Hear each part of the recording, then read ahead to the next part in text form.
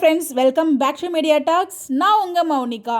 எல்லாருக்குமே தெரியும், கண்டிப்பாக விஜய் வந்து காவேரியோட வீட்டுக்கு போகிறாரு அப்படின்னு சொல்லிட்டு. அது மட்டும் இல்லை, அங்கே ஃபங்க்ஷன்லாம் நடக்குதுங்கிறது நமக்கு தெரியும். அது வீக்காக்கான ஃபங்க்ஷன் தான், அது 5th மந்த் ஃபங்க்ஷன் தாங்கிற வரைக்கும் நமக்கு இப்போ கன்ஃபார்மாக அப்டேட் கிடச்சாச்சு. அதை பற்றி நம்ம வீடியோவும் பேசியாச்சு. இப்போ இந்த வீடியோவில் எப்படி விஜய் வந்து காவேரி கூட்டு போனாங்க அப்படிங்கிறதுக்கான ஒரு கேள்விக்கான ஒரு பதில். இது என்னோட ஃபுல் அண்ட் ஃபுல் என்னோட ப்ரிடிக்ஷன் தான். ஸோ உங்களுக்கு எதுவும் ஐடியா இருந்தால் அதை மறக்காமல் கமெண்ட்டில் ஷேர் பண்ணுங்கள். இப்படி தான் போயிருப்பாங்க அப்படின்னு சொல்லிட்டு கண்டிப்பாக அதை பற்றி நம்ம பேசலாம். பட் இந்த வீடியோவில் எனக்கு என்ன தோணுது அப்படின்றத அந்த வீடியோவில் நம்ம பேசுவோம்.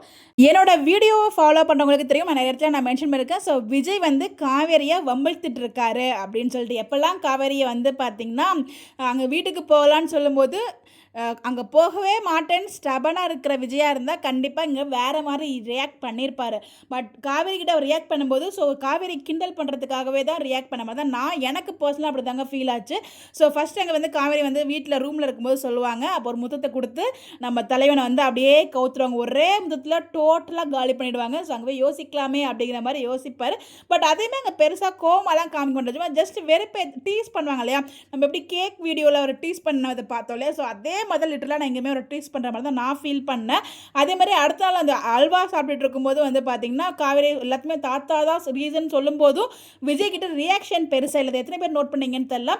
விஜய் வந்து பார்த்திங்கன்னா அதுக்கப்புறம் எந்த இதுவுமே நம்மளுக்கு இங்கே காமிக்காமல் ஸ்ட்ரெயிட்டாக அப்படியே வந்து அந்த ரெஸ்டாரண்ட் சீன் வந்து காமிச்சிருப்பாங்க. வந்து பார்த்தீங்கன்னா அந்த இடத்துல பேசி டிஸ்கஸ் பண்ணி அவங்க வந்து அங்கேருந்து கிளம்புறாங்களான்னு நமக்கு தெரியல. பட் ஆனால் விஜய்க்கு வந்து அப்போசிஷன் இல்லை. அவரோட ஃபீல் என்னன்னா அங்கே போய் காவேரி ஹர்ட் ஆகக்கூடாது அப்படிங்கிறது அவங்களோட ஒரே வருத்தம் நம்ம விஜயை பொறுத்த வரைக்கும். பட் இங்கே காவேரியே போகலான்னு அவ்வளோ ஸ்ட்ராங்காக சொல்லும்போது வழி இல்லாமல் விஜயுமே கிளம்புறாரு. விஜய்க்கு இந்த காவேரி ஒவ்வொரு டைம் பேசும்போதும் கோமாவும் சொல்லலை.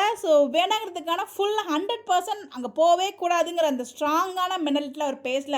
ஜஸ்ட்டு காவேரி இங்கே டீஸ் பண்ணணுங்கிறதுக்காக தான் ஒவ்வொரு சீனுமே பேசுகிற மாதிரி தான் நான் ஃபீல் பண்ணேன். அதாங்க நான் மென்ஷன் பண்ணேன். அதனால் பெருசாக வந்து காவேரிக்கு பிரச்சனை இருக்காது அங்கே கூட்டு போகிறதுக்கு நான் ஃபீல் பண்ணுறேன்.